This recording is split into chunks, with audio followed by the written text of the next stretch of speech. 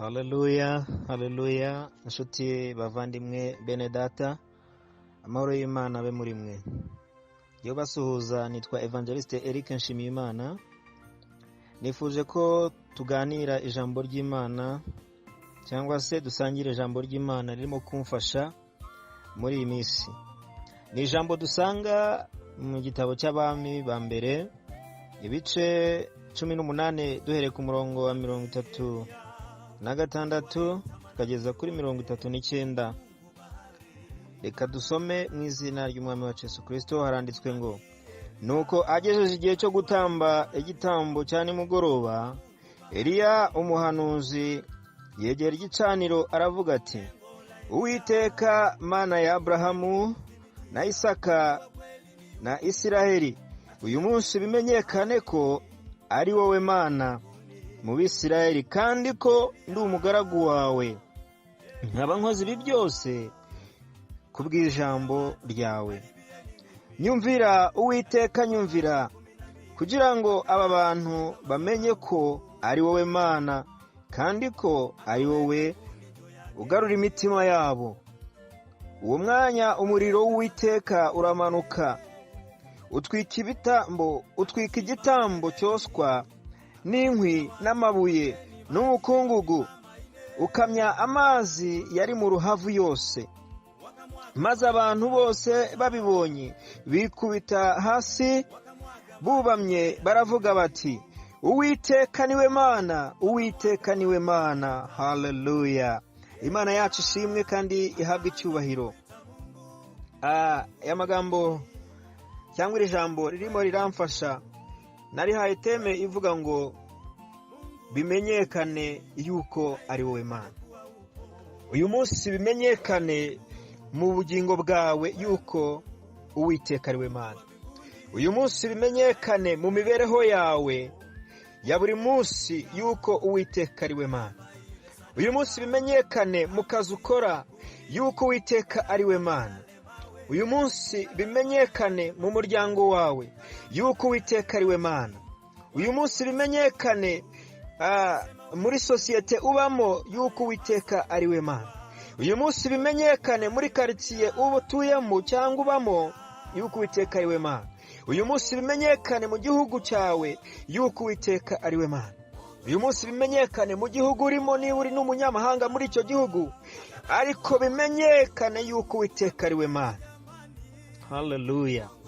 Hari igihe abantu bitiranya ibintu cyangwa bakakwitiranya nawe ubwawe, bakibaza niba usenga Imana koko, cyangwa se bakibaza yuko Imana igikora cyangwa se ikiyobora abantu bayo.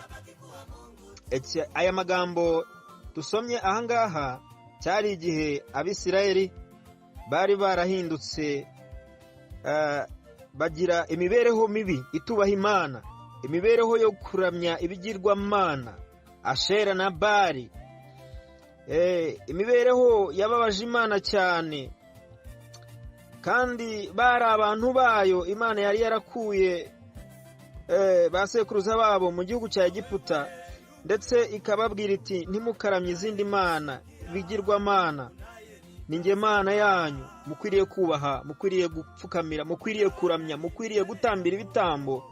Ariko barangije bayobowe n'umwami Ahabu ndetse n'abandi bamubanjirije bagiye batubaha Imana. Abangaba bakora ibyangwa n'amaso y'Uwiteka, bayoboka ibigirwamana. Eliya umuhanuzi w'Imana wagaragaraga nkaho ari we mukozi w'Imana uriho muri icyo gihe, ndetse niko yanavugaga ati, ni nge muhanuzi w'Uwiteka usigaye njyenyine. Uretse ko Uwiteka yaje kumubwira yuko hari 7,000 bitarapfukamira Bali, nubwo atarabireba, nubwo atabibonesha amaso, ariko mu kureba ku Uwiteka, mu kureba kure kwe, we yabonaga hari ubwoko akizigamiye. Ariko muri iki gihe cya Eliya, mu bigaragara rwose n'amaso, byagaragaraga yuko abantu babaye babi kandi ari benshi cyane, ari we wasaga nkaho avugira Imana cyangwa akorera Imana muri icyo gihe. Hari aho yabanje rero kugira ifuhe rikomeye, ahagarika imvura kuko yakoranaga n'Imana. Aravuga ati imvura nihagarara imyaka 3 n'amezi 6. Aya magambo dusomye rero yari mu mpera, hari mu mpera z'iyo myaka mvuze. Yari yaragiye mu bwihisho, baramushaka baramubura, bamenye amakuru ko ari we wateje ayo mapfa, uko kubura kw'imvura, inzara igatera, amatungo n'abantu bakicwa n'inzara n'inyota. Ariko noneho igihe cy'Uwiteka kiza kugera, ava mu buhungiro, biba ngombwa ko abonana n'umwami. Umunsi umwe abonana n'umwami amaso ku maso. Uwiteka yari yamushizeho uburinzi bwe n'urukingo rwe, aratinyuka rwose avugana n'umwami. Umwami aramubaza ati mbega ni wowe Eliya n'umuruho wateje Isirayeli? Eliya nawe n'ubushizi bw'amanga aramubwira ati oya, ntabwo ari jyewe, ahubwo ni wowe n'inzu ya so, kuko mwaretse Uwiteka mugakurikira ibigirwamana. Atariko ndagusabye, teranya Abisirayeli bose n'abari abahanuzi 450 ba Bali ndetse na 400 ba Shera, bariya basangirira ku meza ya Yezebeli umugore wawe, baze duhurire ku musozi wa Karumeli, hanyuma mbereke icyo dukora. Eliya muri icyo gice ku murongo wa 21 yarababwiye ati ariko muzageza hehe guhera mu rungabangabo? Ati Uwiteka niba ari we Mana, naba ari we mukurikira. Ati kandi niba Bali ari we Mana, naba ari we mukurikira mu mukorere. Ngo ariko ntibamusubiza ijambo na rimwe, ntacyo bari bafite cyo kuvuga, bari bakozwe n'isoni, baraceceka. Eliya ahangaha rero tugeze, twasomye ku murongo wa 36, niho ngo yegereye igicaniro. Ariko yabanje yabwira abo bahanuzi ba Bali n'abashera ngo nibahamagara Imana yabo, kuko yari yababwiye ati noneho tugiye kureba Imana iri busubirishe umuriro, hanyuma iyo ngiyo ariyo duhitamo tuyikorere.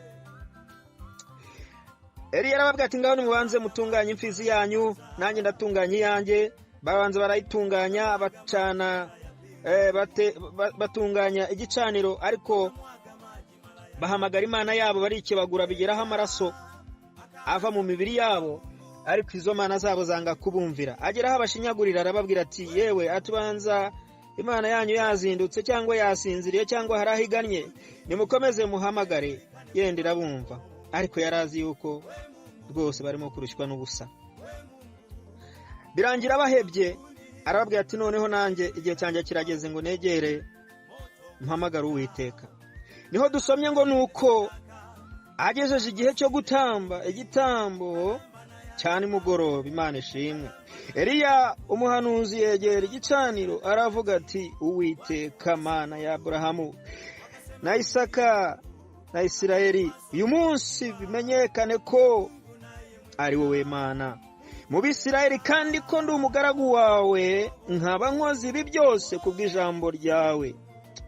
Nyumvira Uwiteka, nyumvira, kugira ngo aba bantu bamenye ko ari wowe Mana, kandi ko ari wowe ugarura imitima yabo. Uwo mwanya umuriro w'Uwiteka uramanuka utwika igitambo cyoswa n'inkwi n'amabuye n'umukungugu, ukamya amazi yari mu ruhavu yose, maze abantu bose babibonye bikubita hasi, bubamye baravuga bati Uwiteka niwe Mana, Uwiteka niwe Mana, izina ry'Uwiteka Imana rihimbazwe kandi rishyirwe hejuru.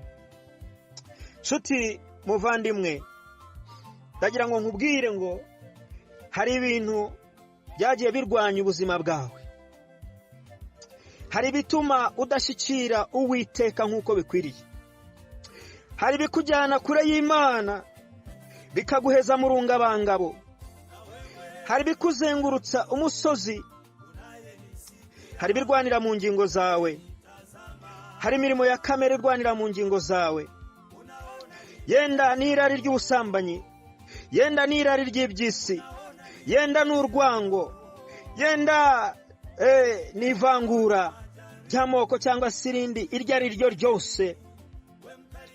Ibyo ngibyo ni ibigirwamana biriho birwanira mu bugingo bwawe, bikubuza gushyikira Uwiteka, bikubuza gukorera Uwiteka nyakuri, bikagaragara nk'aho ari byo uri kuramya, kandi nyamara abantu bo bazi yuko ukorera Imana. Bariya bari bazi ko bakorera Imana, nyamara byari ibigirwamana. Ariko hari ibyo wenda utagizemo uruhare. Ndagira ngo mvugane nawe, kandi ndakubwira nanjye nibwira nshuti, kuko twese turi ku rugamba, ngo turi mu isi dufashe ibihe mu ntambara. Satani ntabwo ashaka yuko turamya Imana yadukuye mu buretwa, yadukuye mu gihugu cya Egiputa, yadukuye hahandi nawe utayobewe aho wavuye. Ibyo bigenda bigusubiza inyuma, ibyo bigenda bishaka kugutandukanya n'Uwiteka. Ndagira ngo nkubwire ngo uvugire ijambo ngo uyu munsi bimenyekane yuko ari wowe Mana. Uyu munsi bimenyekane yuko Uwiteka ari wowe Mana. Ikwiriye kwegukana ubugingo bwawe n'ubwanjye, ikwiriye kwiharira umutima wawe, ikwiriye kwiharira umubiri wawe, ikwiriye guhimbazwa no gupfukamirwa. Haleluya. Yenda n'imbaraga z'abatubaha Imana, zabihaye, zabemeye gukorera Satani mu buryo ubwo ari bwo bwose, bakarwanya umuhamagaro ukurimo, kugira ngo Satani akwigarurire cyangwa awigarurire. Ariko ndagira ngo nkubwire ngo uyu munsi duhamagara Imana. Eliya yahamagaye Imana, Bayali ikorwa n'isoni n'abahanuzi bayo, Ashera ikorwa n'isoni n'abahanuzi bayo. Aravuga ngo uyu munsi bimenyekana yuko Uwiteka ari we Mana. Ndagira ngo nkubwire ngo Imana yatanze Yesu Kristo ku bwawe no ku bwanjye, kugira ngo tutazarimbuka, kugira ngo tuzahabwe ubugingo buhoraho. Niyo mpamvu nshuti mwene data, dukwiriye guhamagara umuriro w'Imana. Uyu muriro ugatwika ugakongora. Uyu muriro w'Imana kuri ubu ngubu uza mu buryo bw'imbaraga z'Umwuka Wera.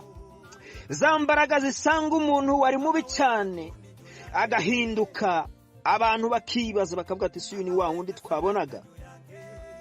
Za mbaraga zihindura umuntu wari umusambanyi ruharwa agahinduka, agakorera Imana. Za mbaraga zihindura umuntu akava mu businzi, akava mu bugome, akava mu burozi. Uyu munsi bimenyekane yuko Uwiteka ari we Mana mu bugingo bwawe, mu bugingo bwanjye. Haleluya. Uyu munsi bimenyekane yuko Uwiteka ari we Mana. Wa muriro na n'ubu uracyamanuka, uriya muriro na n'ubu uracyamanuka. Imbaraga z'abadayimoni zigakorwa n'isoni, mu gihe bari bazi yuko bagiye kukuyobora, mu gihe bari bazi yuko bagiye kukugusha, mu gihe bari bazi yuko haleluya, Imana ikamanura umuriro. Uyu munsi bikamenyekana, bakavuga ngo noneho tubonye yuko ari umukozi w'Imana. Hari ikintu Imana igukorera nshuti yanjye, hari ikintu Imana igukorera, kandi hari ikintu Imana yagiye dukorera. Njyewe ubwanjye hari icyo yankoreye, ndetse hari ibyo si kimwe si bibiri. Kandi n'uyu munsi kuko nkiri mu rugendo ndacyakeneye ibindi. Haleluya. Twamaze kumwizera, abari muri Kristo Yesu ntitugicirwaho, ntabwo tuzacirwaho iteka, ariko tukwiriye kugira imibereho igaragaza ko turi muri Kristo Yesu. Haleluya. Kuko ijambo ry'Imana rirambwira ngo yemwe abavuga izina ry'Uwiteka nimubanze muve mu bidatunganye. Ndagira ngo nkubwire ngo uyu munsi ibidatunganye uyu munsi bimenyekane yuko Uwiteka ari we Mana ikwiriye kubihindura, ikwiriye kubitsinda, ikwiriye kubigukuraho, ikwiriye kubinkuraho. Haleluya. Nshuti bene data, uyu munsi bimenyekane yuko Uwiteka ari we Mana. Uyu munsi bimenyekane yuko Uwiteka ari we Mana mu rugo rwawe. Uyu munsi bimenyekane yuko Uwiteka ari we Mana muri quartier yawe. Uyu munsi bimenyekane yuko Uwiteka ari we Mana mu muryango wawe. Hari igihe ndetse bashidikanya bakavuga batari uyu muntu ubundi arasenga. Rimwe na rimwe babona hari imibereho urimo idashimishije cyangwa se itari myiza mu buzima bwa buri munsi tubaho, bakaba bavuga ngo ashobora kuba atari Uwiteka Imana asenga. Ariko ndagira ngo nkubwire ngo Uwiteka suko atari usenga, ahubwo hari isaha itegerejwe kugira ngo uyu munsi bimenyekane yuko Uwiteka ari we Mana. Babandi bose bagushidikanyagaho bitewe n'ubuzima urimo, babona igitangaza cy'Imana, babona umuriro w'Imana umanuka utwike bya bindi byakujyanaga mu buhungiro, bya bindi byagutwikiraga bigatuma utagaragara, cyangwa se uvuga ijwi ntiryumvikane, cyangwa se utabasha gukora ngo uhagarare mu mavuta Imana igushakamo.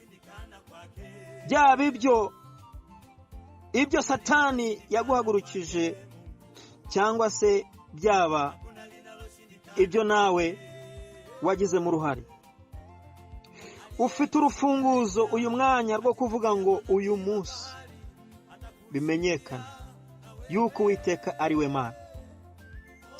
Ndagira ngo mvugane n'umuntu wizera yuko Uwiteka ari mu ruhande rwe, nubwo waba uri mu ntege nke zingana gute. Ijambo ry'Imana riravuze ngo Eliya yarasenze aravuga ngo Uwiteka nyumvira, Uwiteka nyumvira, ngo aba bantu bamenye yuko ndi umugaragu wawe. Nukuri hamagara Imana niba ufite umutima ukunze Imana, niba ufite umutima ushaka kuzajya mu ijuru. Hamagara Imana uyibwire ngo uyu munsi Uwiteka bimenyekane yuko ari we Mana, kandi ko ari wowe ugarura imitima y'Abisirayeli. Hari ibyo Imana ikwiriye gukorana natwe, hari ibyo Imana ikwiriye gukorana n'abagaragu n'abaja bayo, bikemeza ba bandi bayishidikanyaho, bikemeza ba bandi bayoba, bikemeza ba bandi bacurika ijambo ry'Imana, bikemeza ba bandi haleluya, bikamenyekana yuko Uwiteka ari we Mana, kandi yuko Uwiteka ari ukwiriye gupfukamirwa, kandi yuko Uwiteka ari ukwiriye guhimbazwa no gutambirwa. Nta wundi mu Bisirayeli, nta wundi ugarura imitima y'Abanyarwanda. Uwiteka Imana ugarura imitima y'Abarundi. Uwiteka Imana uyu munsi bimenyekane ko ari ugarura imitima y'Abanyakenya. Uyu munsi bimenyekane ko ari wowe Uwiteka Imana ugarura imitima y'Abanyayuganda. Uyu munsi bimenyekane ko ari wowe Uwiteka Imana ugarura imitima y'Abanyekongo. Haleluya. Bimenyekane ko ari wowe ugarura imitima y'Abanyafurika, bakakubaha, bakakuramya, tukakuramya, tukagupfukamira. Aba bantu bose bari baragiye kure y'Imana, babonye yuko ngo Imana ikoze igitangaza gikomeye, barangije amaso yabo arahumuka. Ariko ndagira ngo nkubwire ngo bariya bari bararetse Imana bayizi, bari barayirengagije bayizi, bakaramya ibigirwamana ku bushake bwabo. Abo ngabo ntabwo Imana yabihanganiye. Ndagira ngo nkubwire ngo ntugere kuri uru rwego rwo kwirengagiza Imana no kuyihakana ukaramya ibigirwamana. Oya, garukira hafi ufatanye na Eliya, umenye yuko Uwiteka ari we Mana. Aba bahanuzi bari barayobeje benshi, bababwira yuko Ashera ndetse na Bali arizo Mana bakwiriye gusenga. abo ngabo Imana ntago yabihanganiye. Yakoresheje umugaragu wayo Eliya afata inkota, ntago twasomye ariko ukomeje gusoma urabibona. Afata inkota, abo bose bicishwa inkota kuko baretse Uwiteka, kuko bataye Uwiteka, kuko bahaye ingingo zabo Satani ku mugaragaro, bakihakana Imana yabakuye mu gihugu cya Egiputa. Shuti mwene data, ntidukwiriye kugera kuri uru rwego, ahubwo dukwiriye guhamagara umuriro w'Uwiteka Imana. Twavuga ngo uyu munsi Uwiteka bimenyekane yuko ari wowe Mana. Abantu b'Imana batageraho biha Satani ku mugaragaro, ndetse benshi bamaze kwiha Satani, ariko twebwe abagikunda Uwiteka, abakiringira Uwiteka, nidufatanye uyu munsi wa none, iki gitondo cyangwa uyu mugoroba, bitewe naho uherereye cyangwa naho wumvira iyo audio, uvuga uti uyu munsi aho ndi hose bimenyekane yuko Uwiteka ariwe Mana. Abantu bahimbaza Imana ku bwanjye, kubwuko Uwiteka ukoranye nanjye. Abantu bahimbaza Imana kubwuko Mwami Imana ugaragara muri jewe. Nukuri bene data, mureke duhamagara Imana, twibwire tuti uyu munsi ugaragare, bimenyekane yuko ari wowe Mana. Umuriro wawe utwike imbaraga zirwanya abera b'Imana. Mu izina rya Yesu, amina. Data wera, Imana ikomeye, ba mu ruhande rw'abera bawe, bagihagaze nka Eliya, mu izina rya Yesu. Nshuti mwene data, Imana ikugirire neza, Imana iguhe umugisha, Imana igusure, Imana igenderere intekerezo zawe, Imana igenderere ubugingo bwawe, Imana ifate kandi iyobora umubiri wawe, Imana haleluya. Imana itwigarurire uyu munsi, bimenyekane yuko ariyo Mana ikwiriye gupfukamirwa, ikwiriye guhimbazwa, ikwiriye gutambirwa.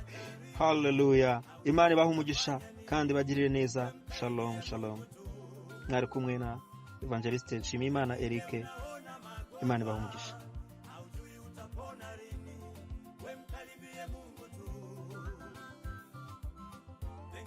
Unaona vita kubwa, haujui utashinda vipi, we mkaribie Mungu tu. Pengine unaona watesi, haujui utapita vipi, we mkaribie